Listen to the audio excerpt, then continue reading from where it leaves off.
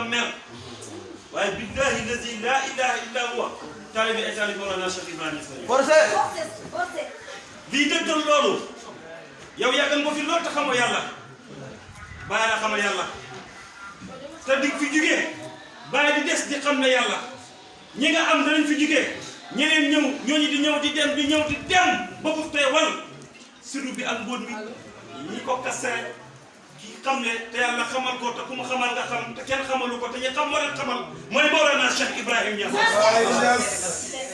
bàyyi ne dafa sittu ama faydawul basita